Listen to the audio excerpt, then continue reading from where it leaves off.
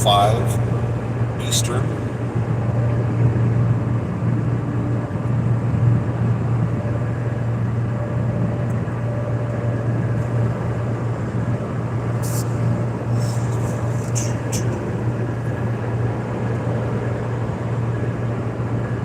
This is Highway 75 South, somewhere in Kentucky, I think. Okay, I'm 80 miles north of Knoxville. That's my next turn. Howdy doody. You're my first person jumping on here.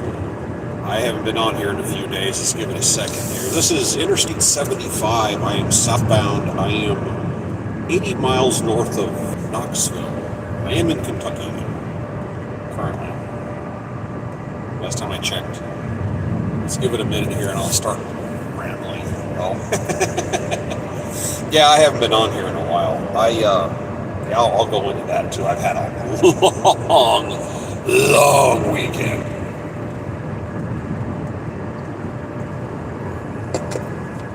What happened was I went on the clock 2 Sundays ago in the evening, expecting to get rolling Monday morning, and I didn't get rolling until Thursday morning. Fortunately, I was at home, but I got a load from right down the street where I live in the Houston area, and I went to Kansas City direct, 700-ish miles, and that was Thursday.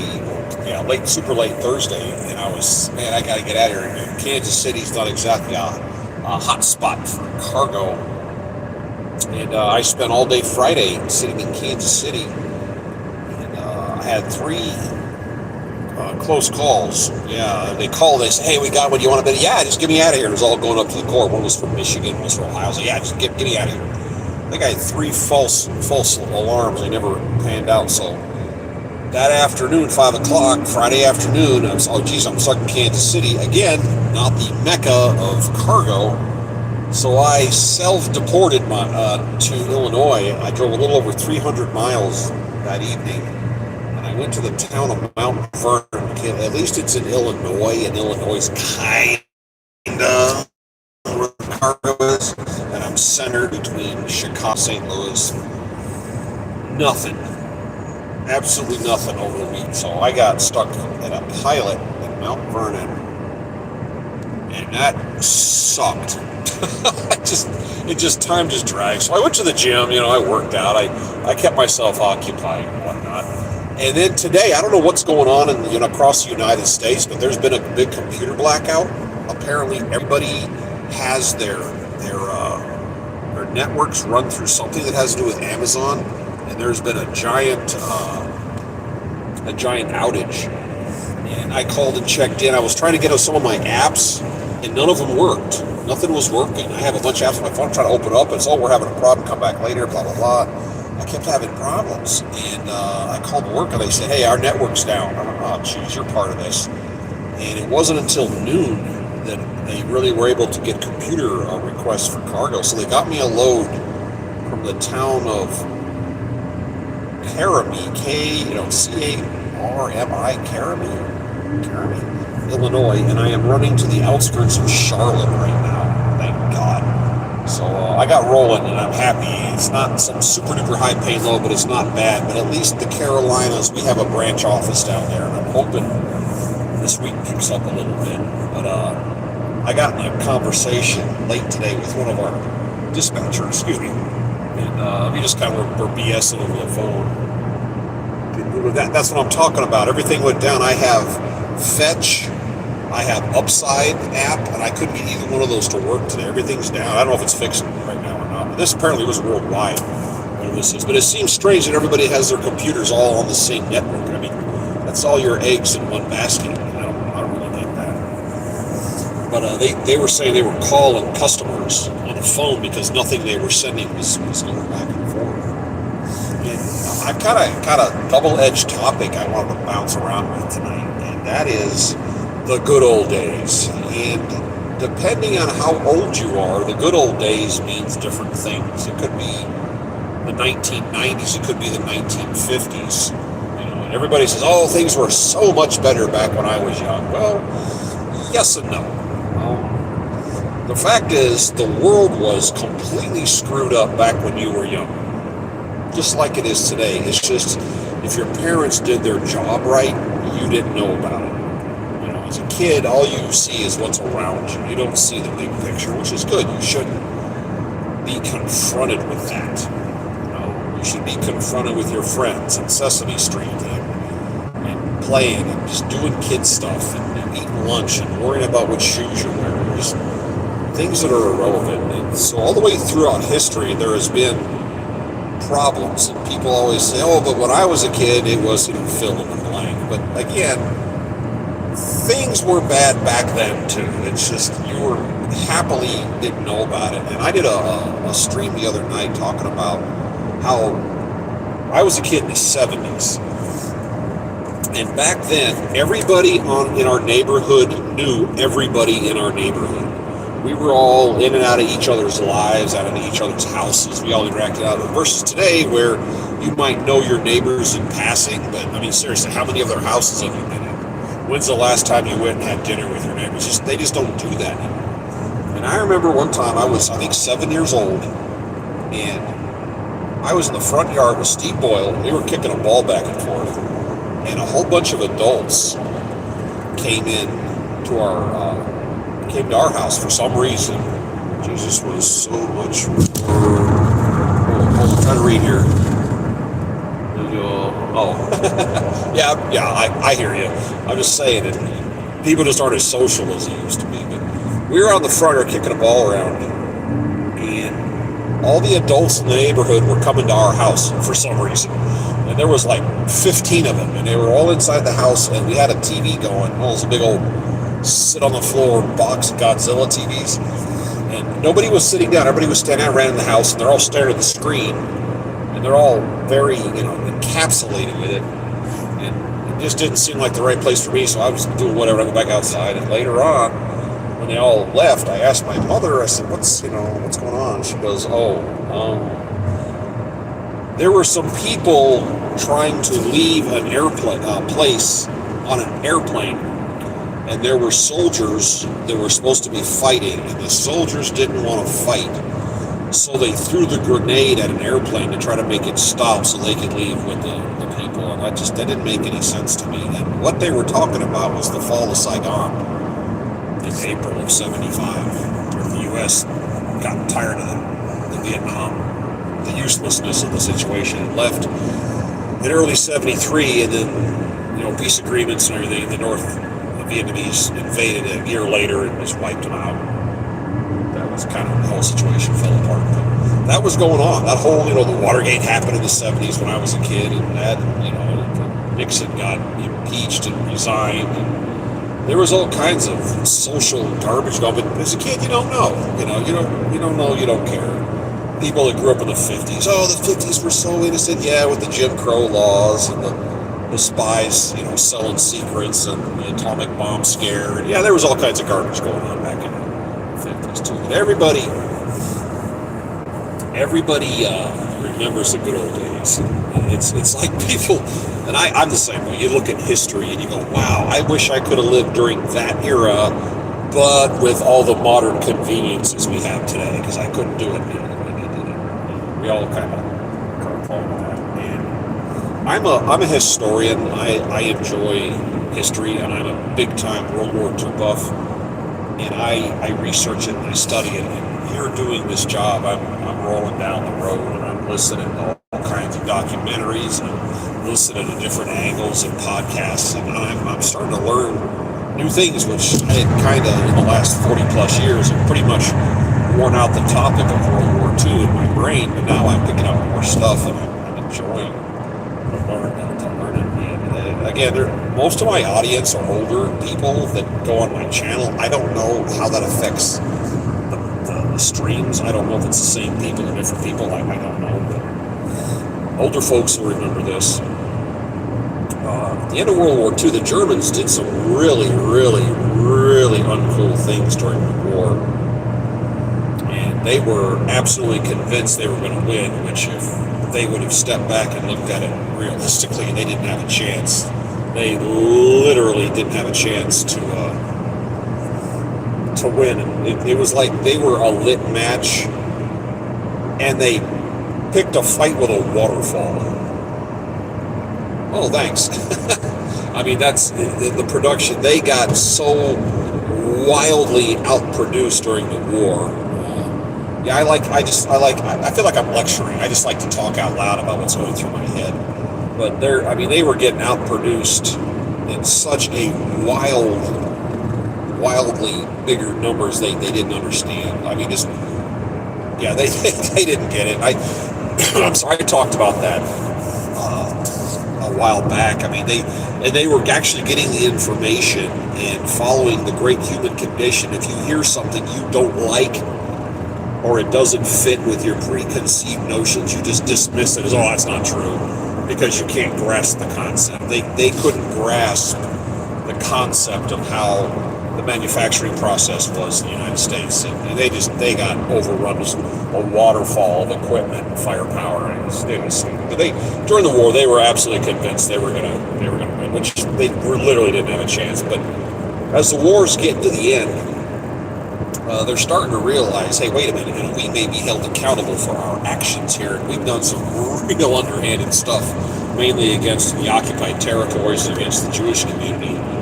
And what people did at the very later stages of the war is they would identify somebody who is being oppressed by the regime, and they would do some little minor league. Suddenly they would get friendly with somebody that treated like crap for years and years and years. Get super friendly with them, so when everything collapsed, they could go, hey there, Mr. Jewish neighbor, could you sign this piece of paper that said I was helpful to you, to prove I'm one of the good guys? And this happened so often, they referred to it as white papers. If you had white papers, meaning you convinced somebody. Because at the end of the war, when the war came to a crashing halt, there's one thing that was consistent about the German population. Nobody was a Nazi. Nobody supported the regime. Nobody voted for Hitler. Nobody took part in the Holocaust. Nobody did anything bad to anybody else, and nobody had any idea the Holocaust was happening. That was the standard answer across the board. And in the 1990s, there was an author. He went through Germany, and he found people who were around during the war. This is, that generation's kind of was fading quick. By now they're pretty much gone. But he went out and found people that were, young adults or adults during World War II in the area, and he asked them two questions. How did you suffer because of the war? And they would, oh my God, we didn't have food, our house got bombed, my neighbors were killed, blah, blah, blah, blah, blah, blah, blah. They go on and on and on and on. And then they said, okay, question number 2. How did you make somebody suffer because of the war? And all of a sudden, they didn't have anything to say. They were like, well, I just... And that was pretty standard. And I've actually had conversations going back years and years and years up to the current day. I've had conversations with people who have family and or ancestors, people who live in Germany and were in Germany during this time, and without exception, they come up with the same line of crap. My family didn't vote for Hitler. My family had nothing to do with persecuting people. My family didn't know anything about the Holocaust. And I mean, this isn't one or two people. This is every single person that had a connection to that area. Let me give you a little background on how the Holocaust unfolded. World War I and World War II, that's kind of a misnomer. It's actually World War Part 1 and World War Part 2. At the end of Part 1, World War I, the Germans were declared the losers. They were economically and just exhausted. They were running out of food and whatnot. But the war wasn't fought in Germany. It was fought in France. It was fought in Russia. It wasn't fought in Germany. So the war ends. Germany's lost. They just ran out of money, ran out of power. The Treaty of Versailles is thrust upon them. and they're held responsible for the whole war, which really wasn't fair. It was a powder keg. It wasn't really their fault, but it was everybody was, kings and monarchs and all these countries. Everybody's pointing guns at each other, and I'm in a treaty with you, but I've got a secret treaty with him, but he doesn't like you, but you don't like it. It was a dumpster fire. And because the war didn't happen in Germany, the Germans were like, "What do you mean we lost? We're still standing here."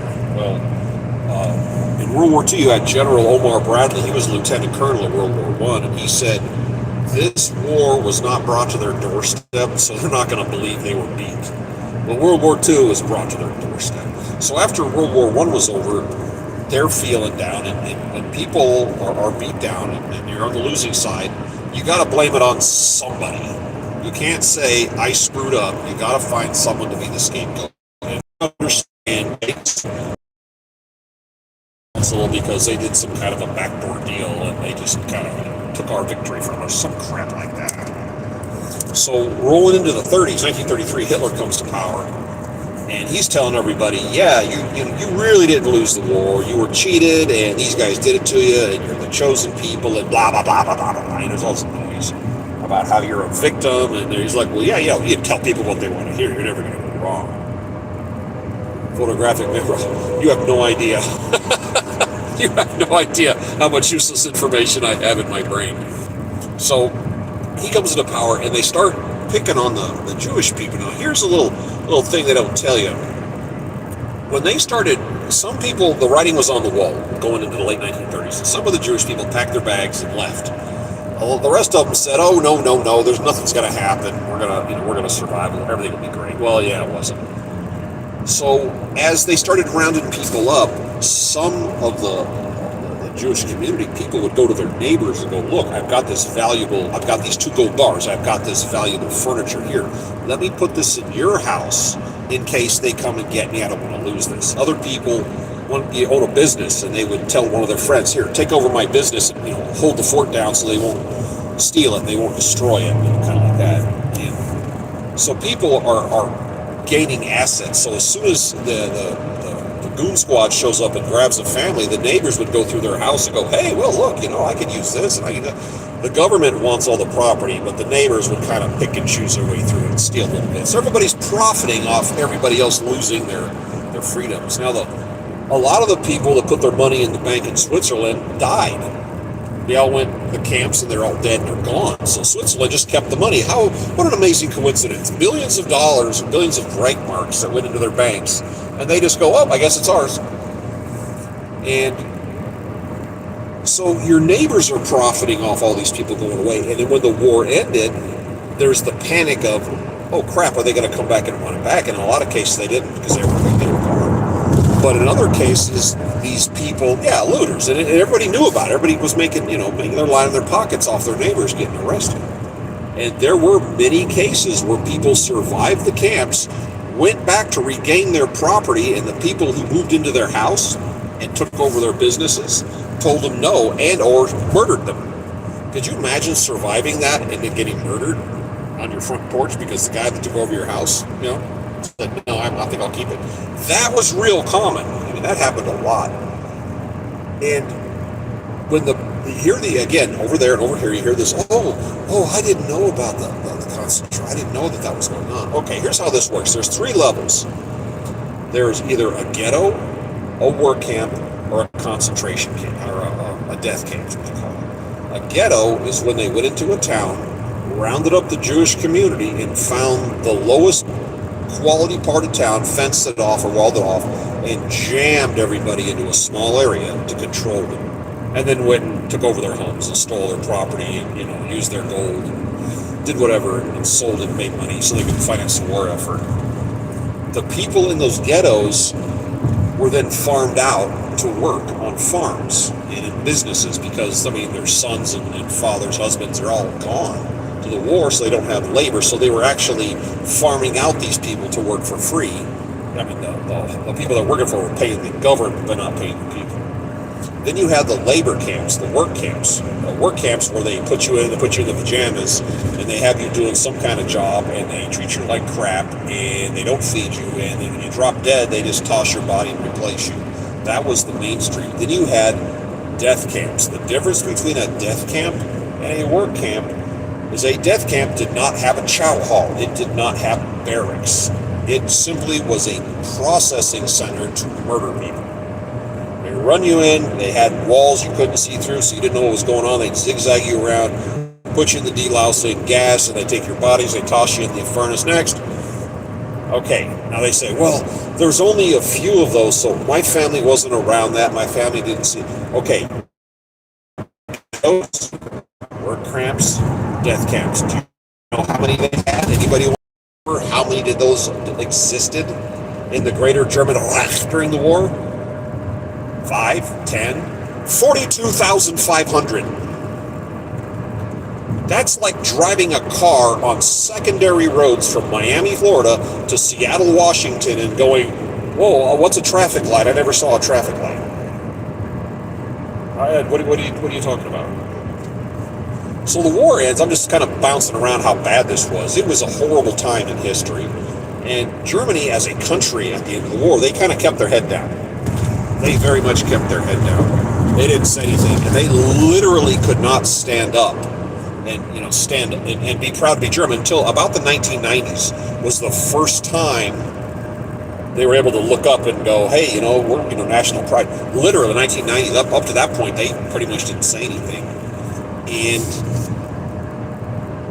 we as humans in general, when you have a bad thing, a bad experience, a bad background, as time goes on, you clean up the background. You kind of filter your personal experience, no matter what it was. You just kind of filter it in. And then there's people around you who know the truth, and you kind of keep your mouth shut.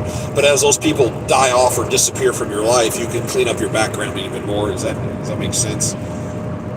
The Germans have recently started doing that because the people that were around back then are pretty much gone. There's a very small number of people that were alive during the war that are still kicking. And they're starting to make movies, and I love my war movies. And I saw one a few years ago. It was a German production. It was called Generation War. And it's about 5 friends, I guess they're teenagers. It was 3 dudes and 2 guys, and they were all buddies. And the war kicks off, and one goes this way, one goes that, one goes off to the war. And it was kind of how they interacted and what they suffered through. I think one of the dudes and one of the women died in the war for various reasons. And one of the guys in the group was a Jewish guy who was dating one of these girls. This is 1940 or 41, and again, showing that, they had people that were super friendly. Well, because of the laws in place and because what they had been feeding everybody for years and years and years, that wasn't even legal for those two to be hanging out together, let alone dating. So that didn't happen, but that's how they present it. And then when they get towards the end of the war, it shows that, yes, there was a war, but look, we suffered too. And I'm like, it's kind of an apologetic, it wasn't a bad movie, but it had this apologetic theme to it. And it just didn't pass the smell test with me because just the scenario wouldn't unfold. And then I was stuck. There's a lot of light in here. Holy crap. I spent the weekend, I was stuck here in Mount Vernon. So I went to the movies and I found a World War II movie called Truth and Treason. And it had really high ratings. I went to it. It's a World War II movie.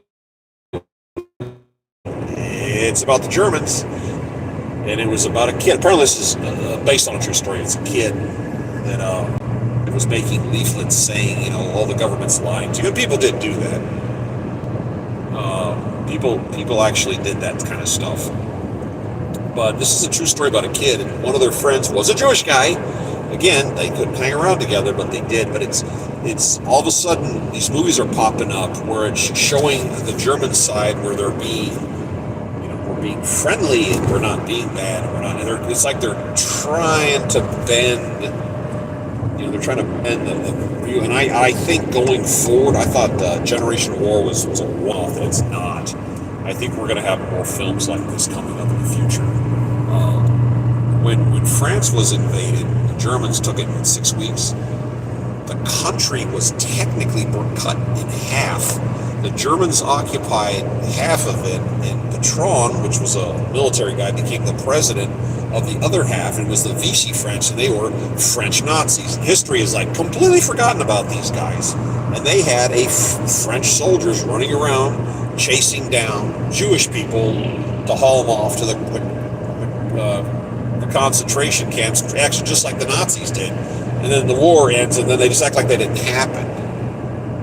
I'd be fatally embarrassed, but yeah, I know, that's what I'm saying. And the French have done the same thing. They talk, if you go to the movies, they talk about the resistance, and in the city it was called the Marquis, but the resistance, we are fighting the Nazis, we all say resistance. And there was a couple of people that did little pinprick attacks and cut some power lines, and, deflated a tire on a truck or something, but they really weren't that effective. But the Allies invade, they push into Normandy, they get into Paris, and as the Germans are leaving town, these French guys that didn't raise their hand and didn't say boo, dug up a firearm they buried in their yard 4 years ago and fired a couple shots as the German left town, and all of a sudden they rewrite their history. I'm in the resistance, and I've been fighting the Germans for the last 4 years. You didn't do a damn thing.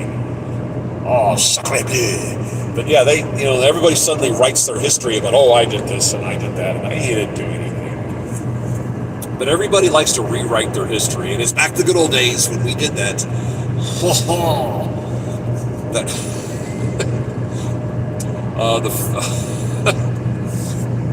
Sorry about the French accent, but I pulled that one out. I was telling us the last one I did here a while back. There was I'll just tell this story because I've kind of run the topic out about the good old days. There really aren't good old days. It's just you didn't know what was happening is what it came down to. But on the topic of the French accent, in the late 70s and early 80s, high school bands were real popular. I mean, they were a dime a dozen. And in Great Britain, they were even more popular in the United States. And they had, back then the music, that's right when the punk era came out. You had pop music on one end and punk and disco. It all kind of molded together. As to the story, don't worry, I've got some more throw at you. And they had a band, and you form a band, you get a group of guys that get along. One guy plays this instrument, one person plays that instrument.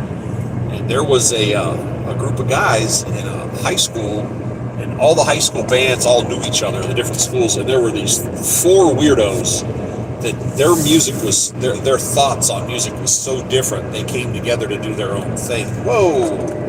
What's this guy doing? So these guys came together and formed a band, and they all dressed differently, and they called their band Fashion Mismatch, because one was dressed like a punk and one was just like a preppy, and they all dressed differently. And they had a Battle of the Bands contest, and this oddball group actually won over all the other bands, and they got invited to go to France to participate in a TV show called Sleepy Shark. No, he's moving over somebody on the side of the road. He didn't signal and let me know he was doing it. That was kind of not friendly. But they went to France to this show, and it's called the Something Swap Shop, where they put a young band on there that had won this. So these guys are getting ready to go overseas, and they're all dressed, in their apparel, and their parents go, yeah, you're not going over there dressed like serial killers. So their parents made them put on suits, and they go over there to perform some song. And these kids are 17, 18, 19 years old. And they get over into France, and they're getting ready to go on stage, and the guy in charge goes, what? Okay, you got to make a pull on a cigarette. What is the name of your band? And the guy said, we're Fashion Mismatch. This guy's hold on a second. He goes, what is the name of your band? And the guy says, we're Fashion Mismatch. And he goes, what does that mean? What does that mean? It does not translate to the phrase. It's blah blah blah. And he goes, okay, well, just say it, the French translation of Fashion Mismatch. And he goes, oh, okay. And he turns to walk off, and one of the guys in the band says, well, how do you say that in French? And the guy turns around and says, Depeche Mode. Oh, you don't say. So, on a fluke, that's where they got their name from. Those guys are still going to this day. That band is still alive, is still kicking. And I got a kick out of that. But that movie that I saw this weekend, I want to say Truth and Treason, I think it was called. It was interesting. I enjoyed it. I enjoy the historical aspect of it. It's just, once again, they had to put, after the war's already kicked off and everybody's fighting, they got a Jewish friend, they're all hanging out together. No, they're not. In the mid-30s, they were like, you can't even talk to them, you can't go to school with each other. It was really a bad time of history. But that was just popped in my head. And that was just what I wanted to talk about tonight. And I am, my next turn is in 47 miles. I am headed towards Knoxville, and I'm going to end up in a suburb tonight of Charlotte, North Carolina. And I really like driving at night because there's usually less traffic and I'm not having to play with my cruise control as much. Anyway, does anybody have a topic of discussion or anything they want to go over for fun? I haven't talked on here since Thursday. But yeah, if you go on and go on YouTube and look up Depeche Mode. Okay, I'm going to, starts with a G, it's west of town. Gurnati or something. Oh, hello, good evening. Yeah, just west of town, it starts with a G. There's a car plant there I'm heading for tonight, I can't remember the name.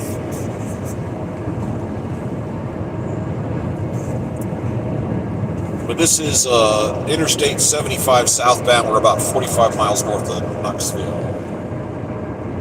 Yeah, that's it. Gastonia. That's the one. That's where I'm going, to a plant on Tulip Drive, a car plant. I've got a load of gaskets.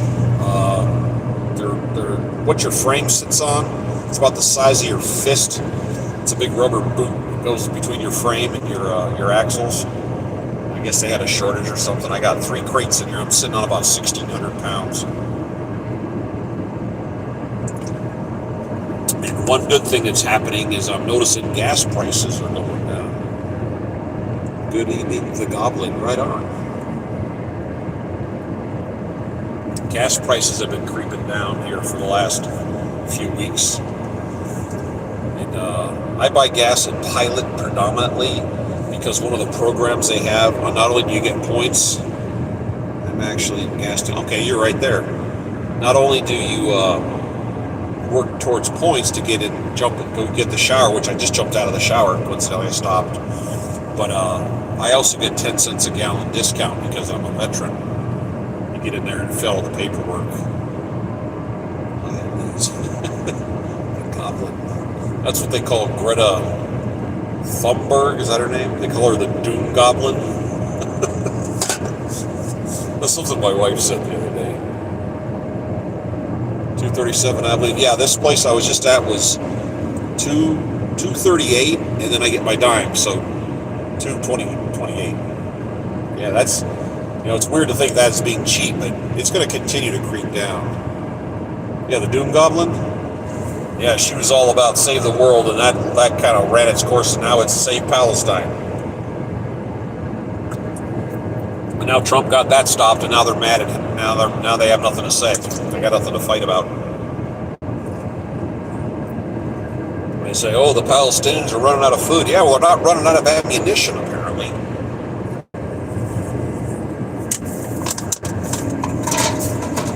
But I don't watch a lot of news going down the road these days. Like I said, I like to listen to history. I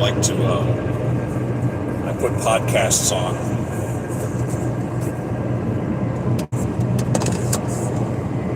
And something I was listening to earlier today are these people, the Germans, they build things really precise. And they went into World War II thinking if we have the highest quality of everything, we're going to win. Well, here's the problem with that. Wars consume stuff. Equipment, ammunition, fuel, people, it consumes things. So you going out and building the most precise, most complicated, most high-tech piece of equipment that's going to get blown up, you know, they didn't understand mass production, and as time goes on, you capture, your enemy's equipment, you look at it, and they were talking about the Jeep, they pulled it apart, and real simplistic design, and the body panels were stamped in metal, and the engine was real simple, and some of the engineers were laughing at it, and other guys said, this is really easy to make. It's only got 2 different size of bolts on the whole vehicle versus ours that have like 30. You have 2 wrenches, you can take the whole vehicle apart. Everything was just designed for easy access and simplicity in construction.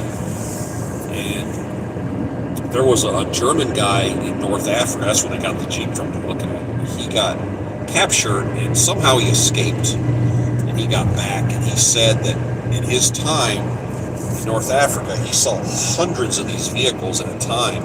And he goes, one thing every Jeep and every truck had in common is, he said, I never saw one broke down. Their vehicles were all, they had some German, some French, some Belgian, vehicles from everywhere. And the technology of the 1930s wasn't too impressive. And stuff was broke down. They overloaded, they don't have parts, and it just wasn't designed for what they were doing. He goes, the American vehicles, simplistic and crude, but they never broke down. So that's just one of those things. And they didn't understand mass production. They understood precision, which this stuff's going to get blown up. I did a stream here, I don't know, 3 weeks ago. Stopped at a museum that was having like a live fire, World War II live fire demonstration, which was really cool. And I was streaming, and I walked up to a tank that was there, and it was a Sherman tank, and I walked up to it. I'm listening, cool. Walked right up, and you could see the turret was cast. Basically, they had a mold, and they poured molten metal into a mold and made the turret, and it's crude. If you walk up to it, it's not a smooth surface. It's kind of bumpy. It's kind of cheap looking, but who cares? Who cares? It's designed for a purpose. It's going to get worn out. It's going to get blown up, and it's going to get destroyed. And just get another one. You got to. Certain weapons don't need to be highly refined. They need to be simplistic and easy to mass produce. And that's what they did. And the Germans never grasped the concept. They had teams of highly trained, highly skilled people building tanks and teams building aircraft, whereas the American, here we go, a coasting hill. The American assembly line is you would have one skilled person in a team of people doing one simple, repetitive job, and then the item, the tank or the Jeep or the aircraft would go down the assembly line, and the next group of people with one skilled person would do one other job, add to it or flip it over or bolt it. And it was just a group of unskilled people starting on one end, going to the other. Yeah, the numbers, if you start breaking down the numbers, the production numbers, it's stunning of the differences. I already seen this guy before, that same generator. They had a plant in Michigan called the River Run plant. It was the largest indoor building in the world. It had so much real estate inside of it that it had its own weather patterns. Literally clouds would form inside the River Run plant. And they built the B-24 Liberator bomber. It's a big 4-engine plane, and it was an assembly line. And what's kind of cool about the setup in that plant is the management would listen to anybody who had an idea that could make it work better. Literally, if anybody walked up to the manager and said, hey, if we fill in the blank, it'll make it better. That on the airplanes, they had multiple lines of these B-24. And somebody said, if we turn these aircraft at a 45, we can actually crush more in here instead of going in a straight line because they fit like puzzle pieces. And if you look at old video, photographs, you'll see that that's exactly what they did.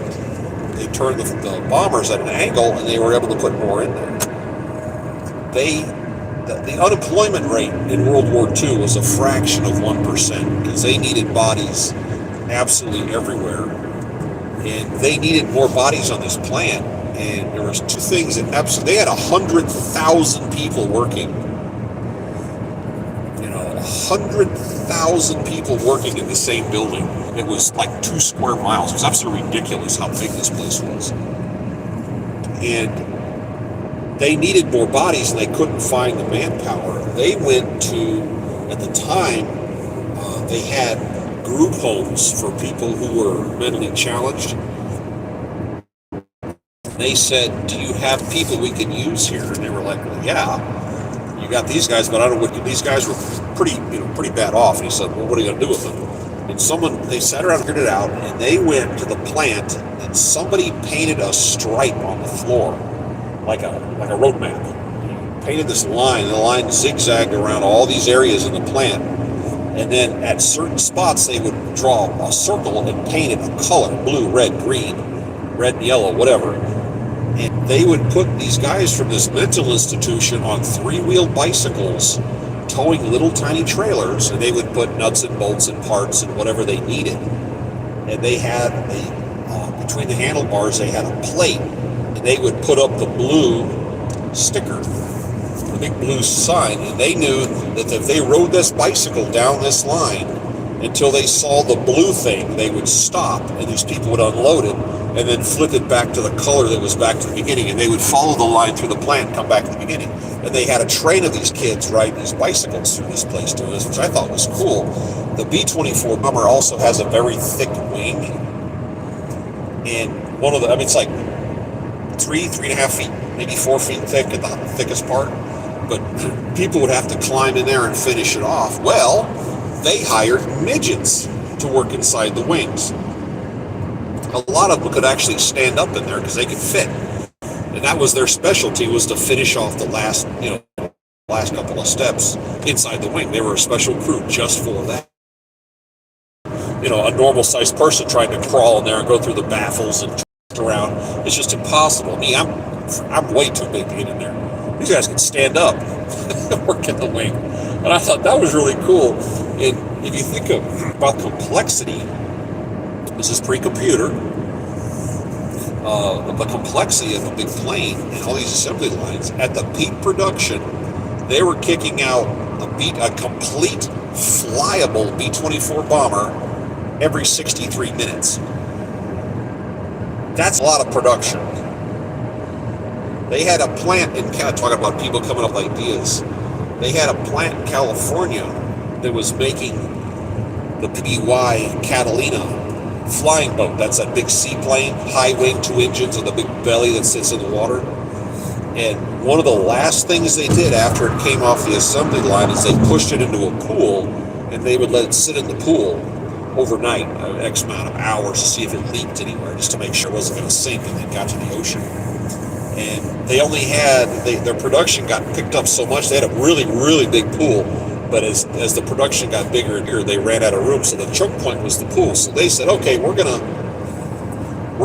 come out here, and they had blueprints to make this gigantic pool to push all these planes in and let them float, the seaplanes in. And there was an old guy working there that he just pushed a broom, and he looked at him and said, what's this? And he goes, oh, the engineers, we've all got this, all the brains of the factory. Yeah, that's a lot of production. We're building this pool, and he goes, well, why don't you just get a garden hose and put water inside the belly of the plane and see if it leaks out, and if not, pull the plug and let the water drain out later. They went, or we could do that. Yeah, we could do that. Which is exactly what they did. They just gave people a hose, fill the belly, water fall out, nope, pull the drain plug, let the water out, get the plane out of here. So, one of the guys that figured it out was a dude pushing a broom. All their engineers had the big plans, but accept the help people will give you. Shipping. They were building ships. It's the same concept, assembly line. They had a super simple design of it, actually obsolete design, but it was incredibly simple. It was a 3-cylinder engine with those big giant pistons. If you ever watch the Titanic movie, it's CGI, but they show them in the engine room, and there's those giant push rods. They're like 2 or 3 feet in diameter. It's like that big giant 3-cylinder simple engine, and it's real simple design, but you can make it really, really quick. And assembly line again. And it took, back coming up into World War II, it took 18 months to build a ship. And then as the war kicked off, they brought the production. They would lay the keel. They're definitely bust with the broom guy. Yeah, I mean, that's something about the internet is people can see something that we've all looked at, and they look at it in a different light, and the rest of us start laughing. Well, that's what Albert Einstein was. And they took his brain apart and looked at him. In the front of your brain is your normal rational thinking, but in the back of your brain is your abstract. Well, his abstract thinking was like wildly bigger than his normal reasoning that you and I would have. So you could have 20 scholars looking at a problem, and he would walk up and he wouldn't even see what they were looking at because his brain was looking at it from a 90-degree angle from them. So to him it was like, oh, just do this. And to him it was easy. But it took, coming up into World War II, a cargo ship took 18 months to build. So you don't have that much time because ships are getting sunk. So they got it down to 10 months and then 6 months. Yeah, you probably did. 6 months, and then they got it down to 4 months, and then the shipping manufacturers, there was one in the East Coast, on the West Coast, and they got into a competition with each other. Who could build the fastest ship? You lay the keel, you drop the engine in it, you put the framework on and the sides welded and kick it off the dock. How fast from the time you start with the keel? Or from than I have. Oh, absolutely. And that's why I said I drive along here and listen for hours to people talk about this stuff. So they got into a competition between the East Coast and the West Coast who could build the fastest cargo ship. And one plant got it down to 30 days. They built a cargo ship from the keel being on the ground to done to off the dock in 30 days. And then the plant on the East Coast got it done in 10 days. Lay the keel down and throw all the stuff on top and build it in 10 days. And then a ship on the West Coast did it in 4 days. Built a ship, a cargo ship, in 4 days. And the Germans are trying to sink these things. Let me do the math for you. We started the war with 2,700 ships. And we built ships, and the Germans sank ships. And when the war ended, we had 2,700 ships. So basically, the U-boat guys were wasting their time because they didn't get it. It was just incredible, and the Germans couldn't quite grasp.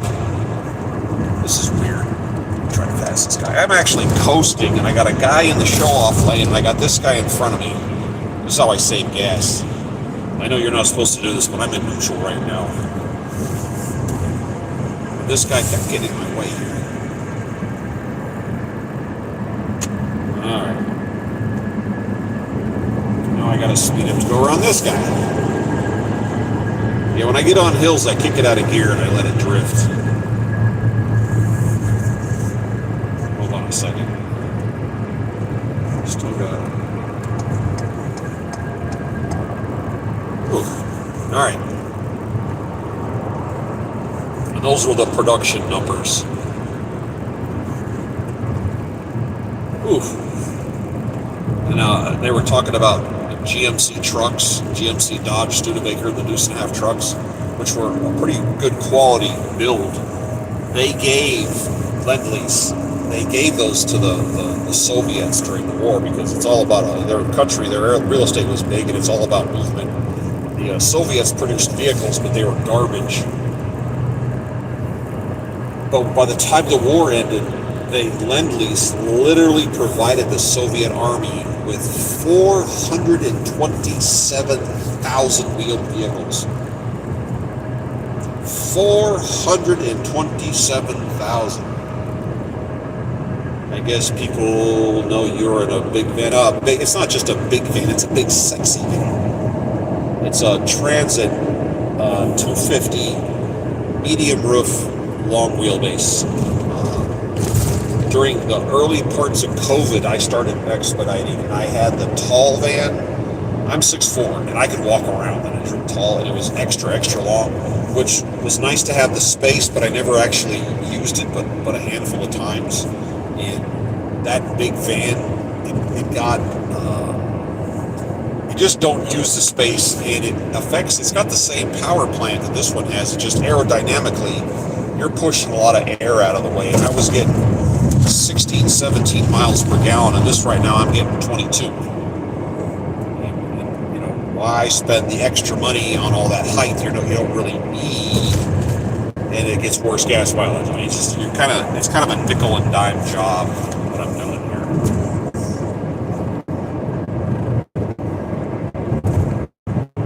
But I do like the Transit. There's people that are, I'm into Ford, I'm into Chevy. Yeah, I like Ford products. Sorry. I've been real happy with this vehicle. I bought it here in January, went operational in March. It had 109,000 miles on it when I bought it. And started driving in March. I currently have 172,000. Yeah, and I'm putting roughly 8 to 10,000 miles a month on this thing. So yeah, your gas becomes a real important factor in the game. I do my own oil changes in parking lots. And I told people about this. I actually don't pay. My oil is technically free. Well, I've gotten better. For a van, I've gotten as high as 25 miles per gallon, depending on, it's got to be kind of perfect conditions, but my normal is between 21 and a half and about 23 is the normal range of mileage in this thing. But I go 62, 63 miles an hour. I'm not out here. Yeah, 172. I met a woman who also does the same job, and she had the exact same van, but she had 665,000 miles on hers. It's 100% highway cruising. I mean, you look at the camera. This is all I do with this thing. Maybe 0.5% is in town, so this is all highway cruising. What wears out a vehicle is starting the engine and shutting it off. This thing just cruises on the highway nonstop.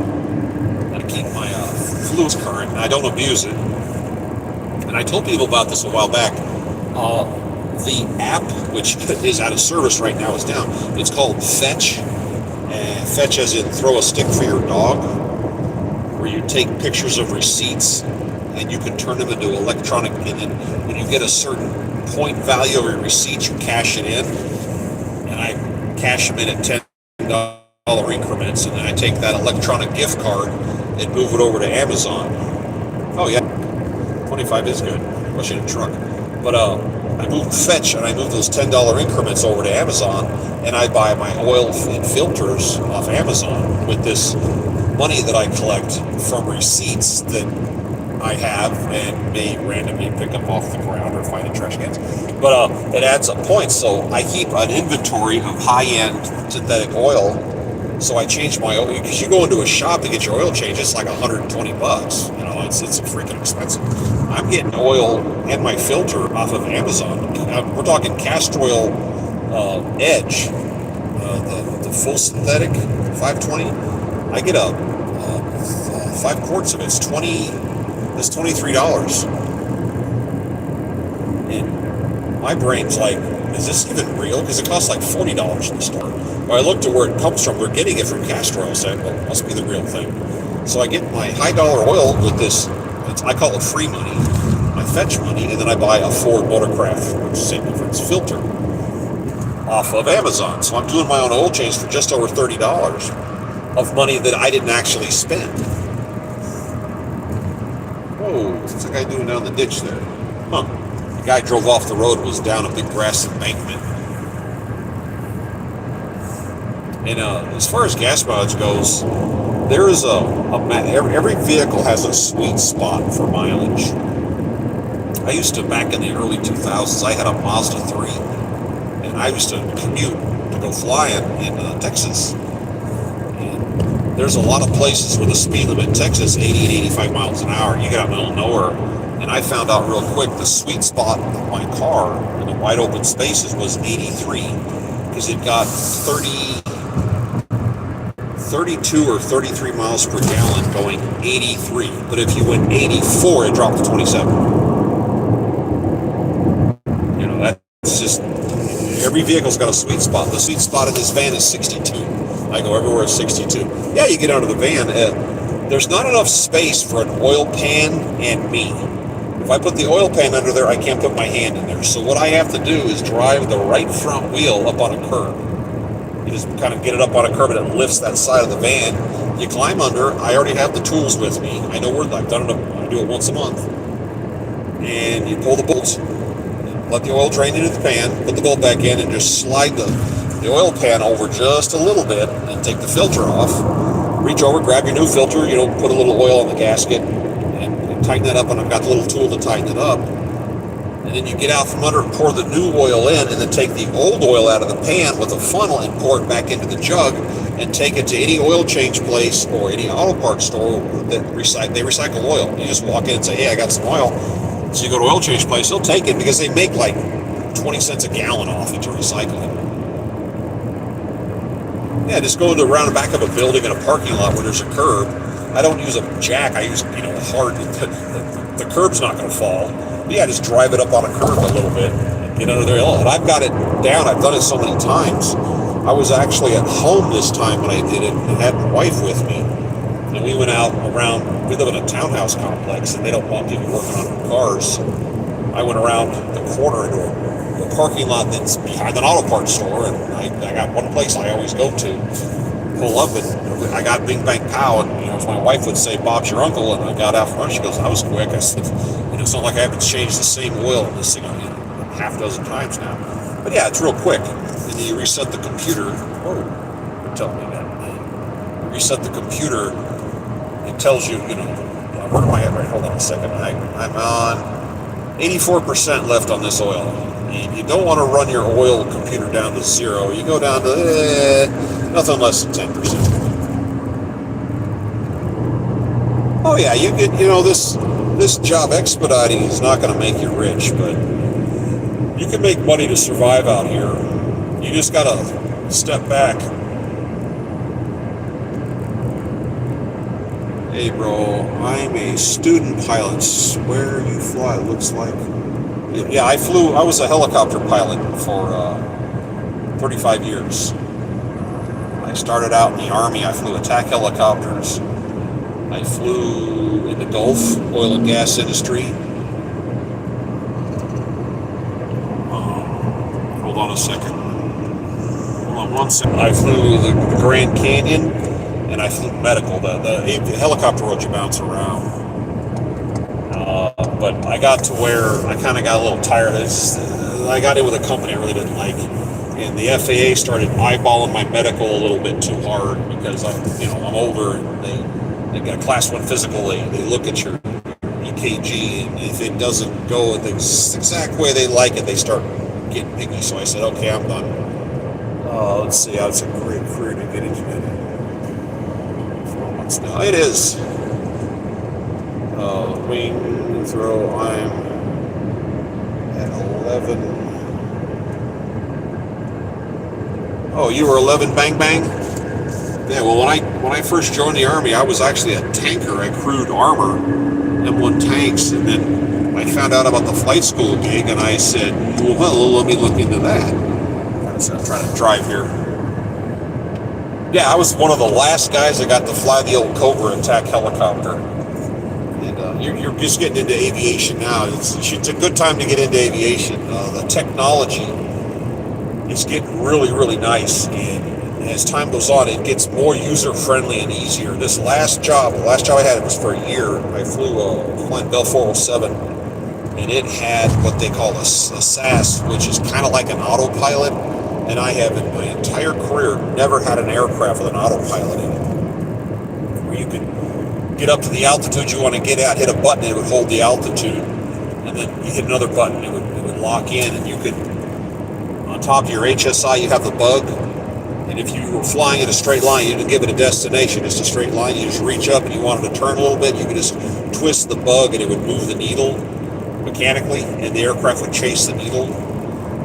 And then you could dial up a target.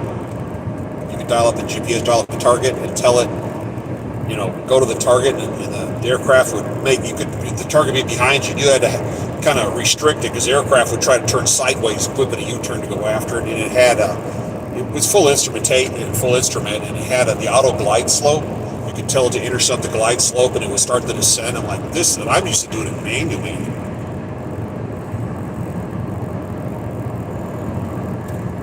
Banking to go for a landing. Oh, come on, airplanes are fun.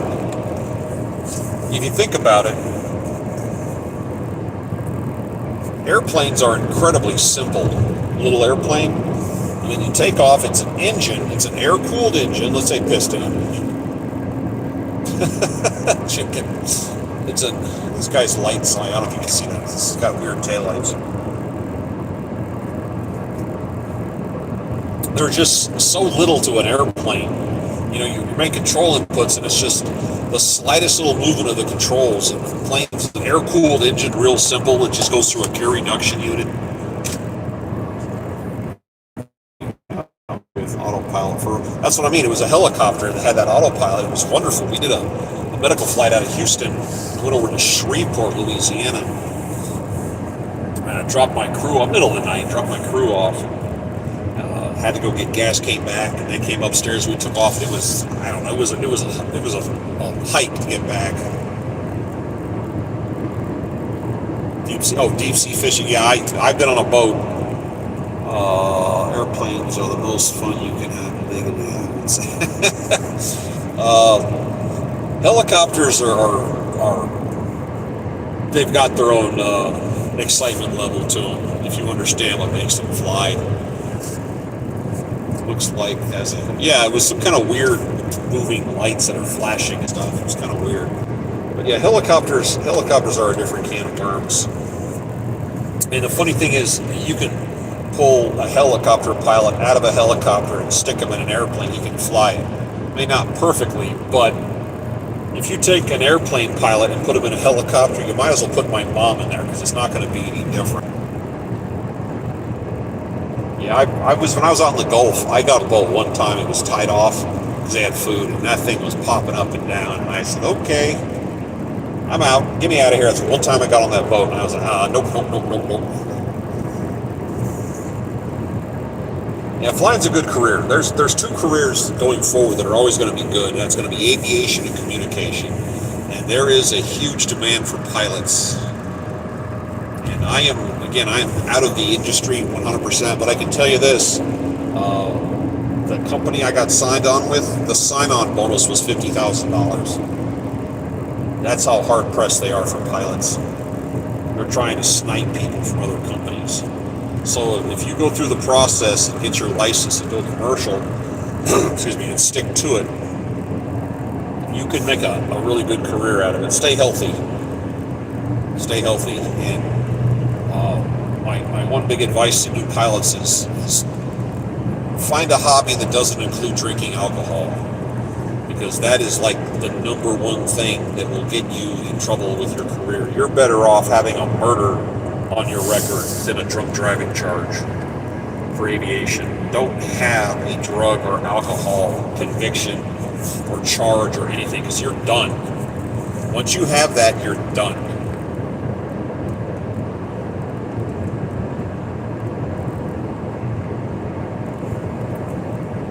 You're just don't that applies to all aspects of life, but as a commercial pilot, you're just commercial pilot and alcohol.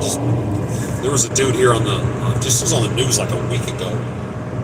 The guy was an airline pilot, showed up for work drunk. You could smell it on him, and he got caught going on the plane by I don't know who, somebody. But that guy's career is over. He can kiss that paycheck goodbye. You kiss that goodbye. So yeah, stay away from that. But yeah, you can make a career out of aviation. That's definitely a thing. But there's a lot of people who don't fly don't realize that think about driving a car. You go for your driver's test. You're 16, and there's this this manual that's this little pamphlet. You flip through it so you can recognize a couple of the questions and signs. And it's all about holding the steering wheel and the brakes. Aircraft is completely backwards. You can teach a monkey to fly. I'm proof. But you can teach a monkey how to fly an airplane. You can teach a monkey how to fly a helicopter. I mean, it's the paperwork and the book knowledge.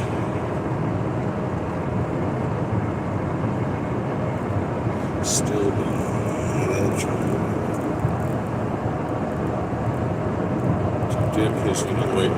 assault charge. There's no. Like I said, you're better off with that than a drinking charge. The stuff you get expunged or you get it covered up, or just don't have an alcohol or drug related thing in your background. That's what you want to avoid. And there was a free for all into aviation going on for years, but that free for all is pretty much over. You could, 10 years ago, you could take off in a little single-engine Piper Cub in California and fly across the United States and land in New York without talking to anybody, without being in anybody's airspace, and with nobody knowing who you are other than your Squawk 1200, so you're a VFR aircraft, you're just an anonymous speck on a radar screen if anybody's even looking at you.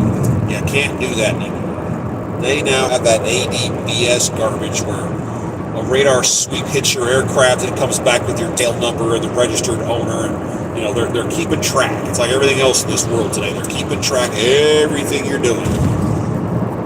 It's just, I don't know. Maybe it's good, maybe it's not, but I don't know.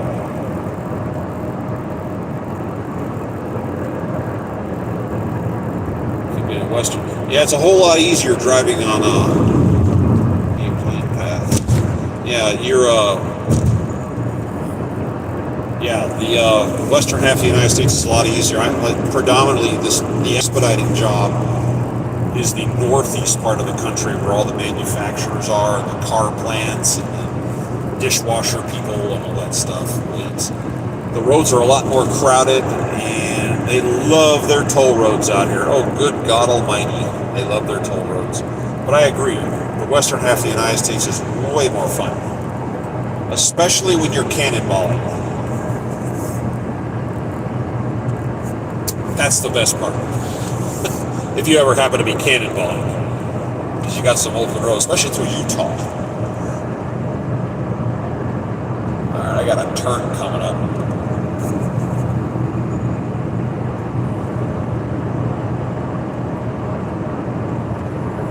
I'm gonna look at something here. I'm playing with my GPS. Okay, I'm swinging around whatever town this is. On 640 loop and getting on, going around to 40.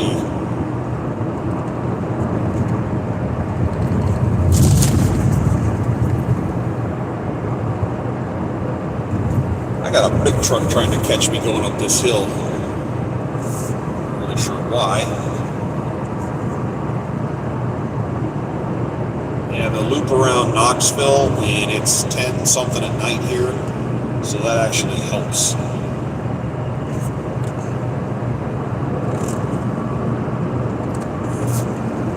Traffic.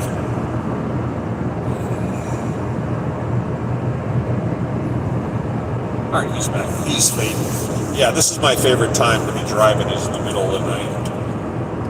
It's 11, 12, 2. I'm about 3 hours from my target.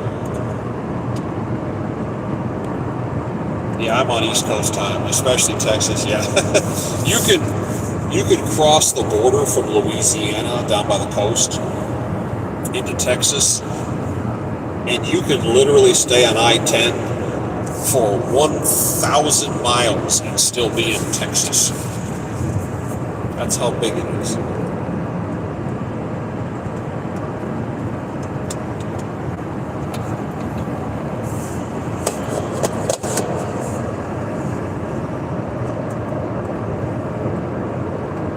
I have crisscrossed that state many a time in the last 25 years. Yeah, I was at Fort Hood. When were you at Fort Hood? I'm guessing that's 2015. I was there 86 to 89. 2nd Armored Division, which I don't even think that exists anymore. They had the 1st Cav on one side and the 2nd Armored on the other side, but I don't know, I haven't been there since then.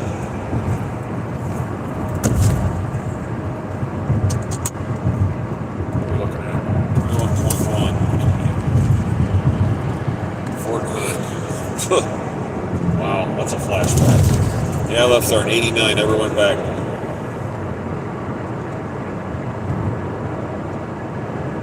Oh, the time. Okay. Are you in Fort Hood right now? Currently?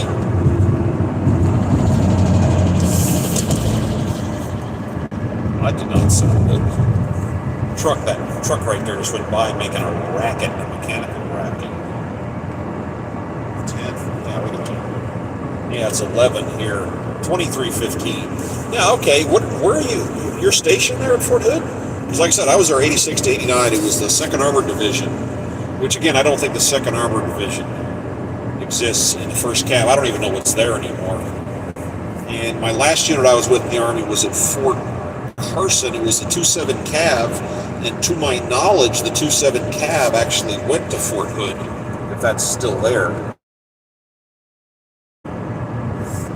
And yes, I preferred Fort Carson in Colorado Springs.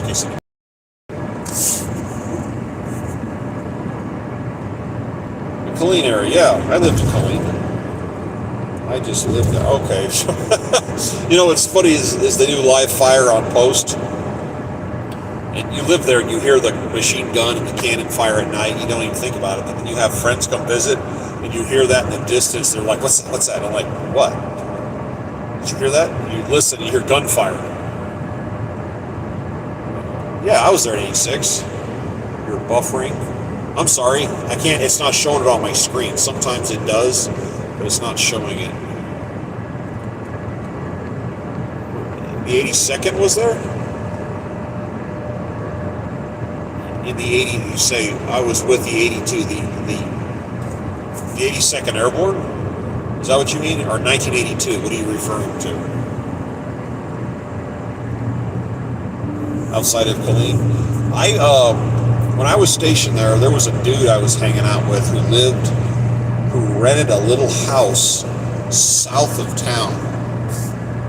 Oh, okay, yeah, my screen's not showing any kind of buffer and stuff. But he lived in a little rental house way south of town at a big open field, and I was at his house for some reason. And his dog was outside barking its full head off. And we went outside, and it was a dirty, dusty ground and about a foot tall, like wheat field, and there were probably 300 tarantulas walking through his yard. It's good. I got bragging to the afternoon. Okay.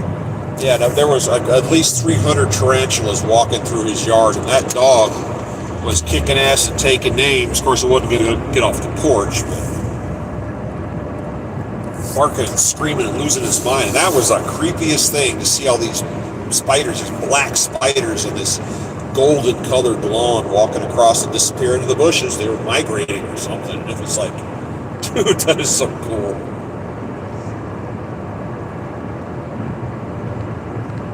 Yeah, they're huge. Okay, I need to go east. I got a turn coming up here.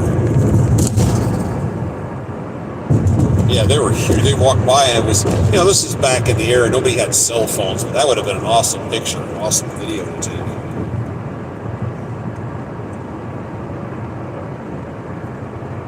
Oh yeah, Fort Bragg, from 16 to 19, 82nd, right on. Yeah, I was 2nd Armored Division, and then I went, it was the 367 Armor out of Fort Hood. Then I went to flight school, got out, went to the 27 Cav at Fort Carson, which was the 4th ID. And again, I don't even know if the 4th ID exists anymore. I don't know I'm not up on that stuff. I kind of dropped out of the military. I was 30-something years ago. All right, E640.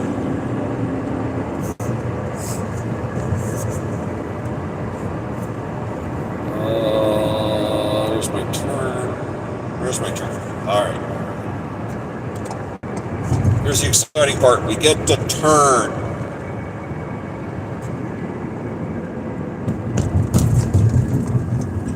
Oh, reel in these horsepower. Reel it in.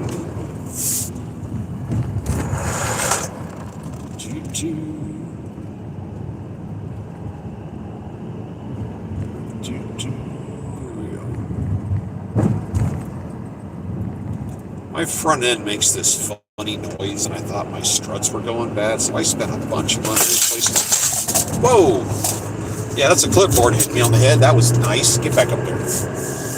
I thought my struts were going bad, so I spent a whole bunch of money getting my struts redone. It still makes that same stupid noise. Okay, I gotta go. I'm sorry, I'm looking out the window here. I gotta go 6 miles and take a turn. I gotta get on 40 east. It is 49 degrees outside, in case anybody's. Oh, you like that? Yeah, this thing has the overhead rack, and I throw all my paperwork up there, and I kind of forget it's up there. So when I hit a bump around a corner, everything comes down on my head.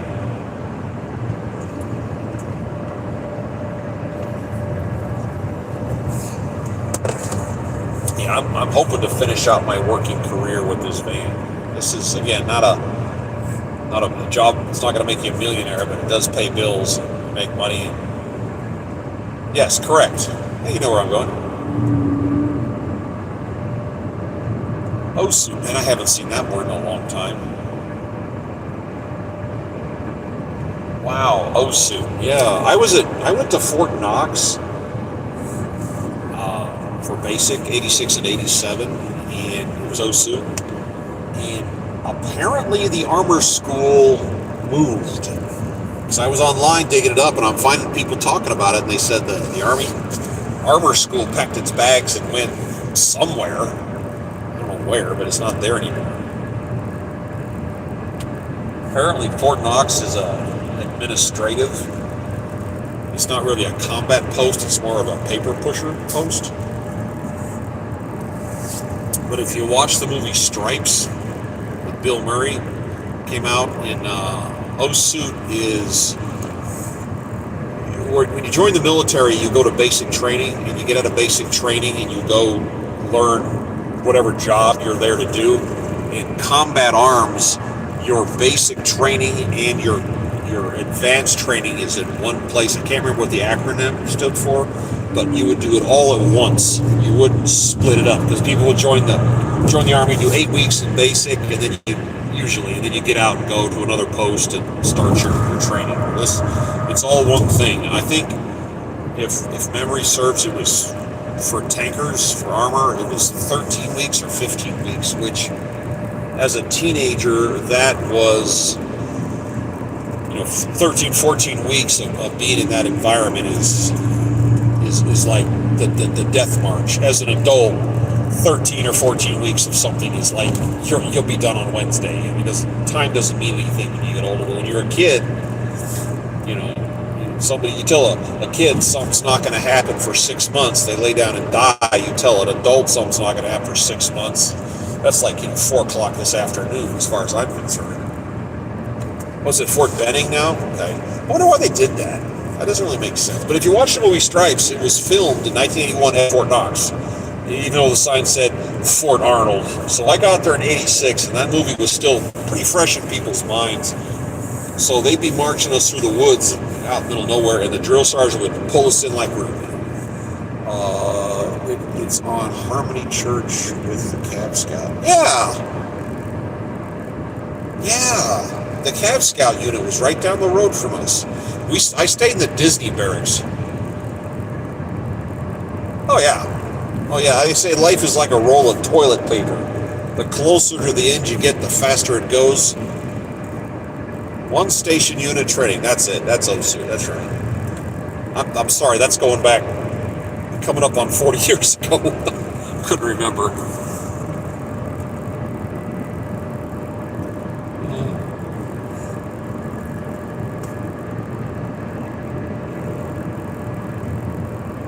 Yeah, there was the tankers were on one end and the Cab Scouts were on the other. Infantry, we called them crunchies. You run them over. They keep at the end of World War II, they declared the tank outdated. And they always say, oh, there's anti-tank weapons. Yeah. Well, now I'm watching what's going on in Ukraine, and I'm going to have to start agreeing. I think heavy armor is maybe met the end of its service life. The war in Ukraine is not a tank war. Either side employ tanks properly. Both sides are just, they're not using it right. The Ukrainians did figure out how to use the Bradleys properly, and I think they're doing a better job than what I observed amongst the scout guys when I was there. But they figured out how to employ those Bradleys. That's old stuff. That's 1980s technology, and they're still over there kicking ass and taking names with it. And that's kind of impressive what they've done. And I just read on the computer earlier, Disney Barracks. Yes, that's where it was, the Disney Barracks. It's still there. And if you go online right now and look up the Disney Barracks, it's a building. It's a 3-story building, kind of long, looks semi-modern. It's kind of red. And on the left side, hold on a second here. I got to go east to west. I got to jump lanes. If you look at the picture that I found online, on the left side of the picture, there's a giant tree. With God is my witness, when I was there, that tree was 10 feet tall and about 3 inches in diameter. And I looked at that and I went, holy crap, it's like the tree's over the building. It's huge. But that tree was being held up by wires when I was there. It had just been planted recently. But that's how much time has gone by. And they said the building was being used for some kind of weekend warrior crap or something that came in every summer.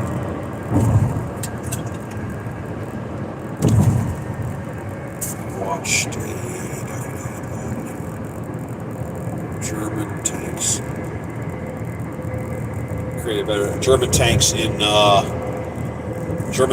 what? What are you talking about? World War II or nowadays? I went on a reforger exercise and I got to play with the German army when I was over there. And they have the Leopard 2. I got to operate that tank. The M1's designed to go anywhere. Yeah, World War II. The Germans over-designed their vehicles. I mean, again, wars consume things. And they would make these very precise, very high-tech, very sophisticated. That's not what you want in a war where it's a numbers game. And the Tiger tank was a good vehicle. It had good power, good armor, but its Achilles heel was fuel. The M1 tank holds 505 gallons of gas, and their tank held 140 and got 1.1 to 1.3 miles per gallon. So on a road, a Tiger tank with a full fuel system could go 115, 120 miles under ideal conditions. But you get it off-road, you get into combat environment, it had about a 35-mile fuel range. So they figured out real quick how you defeat the Tiger tank is you go after its fuel source, because the Germans were always short of fuel. You go after their tankers, and if you encounter the Tiger tank in the field, start maneuvering. Make the tank move. Make it chase you. Drive around over here. Make the tank drive, because it's going to run out of gas really fast, and then it's immobilized. That was its Achilles heel. A tiny gas tank and horrible gas mileage. And it was totally overbuilt. Very sophisticated, but they lost more tanks running out of gas than they lost getting shot up. So I mean, why spend the time, money, and energy to put a weapon that you can't support? You can't support it on the battlefield. Alfonso. What part of the world are people tuning in from tonight? I'm kind of curious. I know a couple. In Germany, pretty much. And synthetic oil. They relied on synthetic. I don't think they invented it, but they had to rely on it because they lost the oil fields, the Romanian oil fields, like Proseti. They lost all that, and they had to create their own fuel. It was made out of coal, I believe. They couldn't make enough of it. But that's a distinct possibility. I mean, I know they made. I don't think they invented it, but they were required to make because they didn't have a choice. But they were always short of fuel for everything, for training purposes, to train pilots, to fly planes. They put themselves in a bad place. Like I said, they lit a match and decided to go fight a waterfall, and you're not going to win under those conditions. They talk about, as the war started getting toward the end, they talk about a bomber stream. The bombers would fly in these, North Carolina, of course. As you go. Okay, thanks. The bomber stream, they would fly in a certain formation where they were mutually supportive. Ooh, there's a big RV. Look at that. Holy crap, look how tall that is.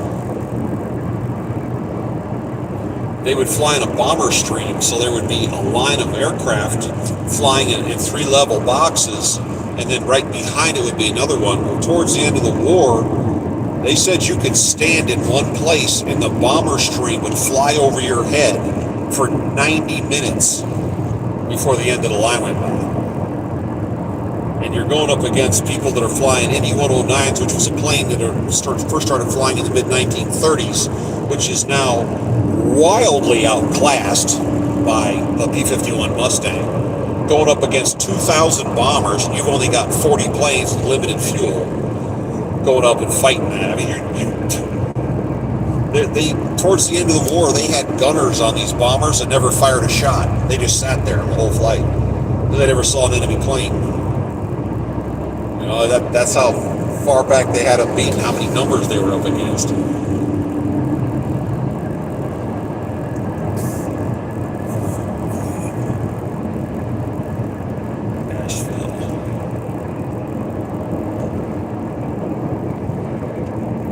Right there, that's a cattle hauler. If you look at the screen, there's all kinds of limits of how much you could drive.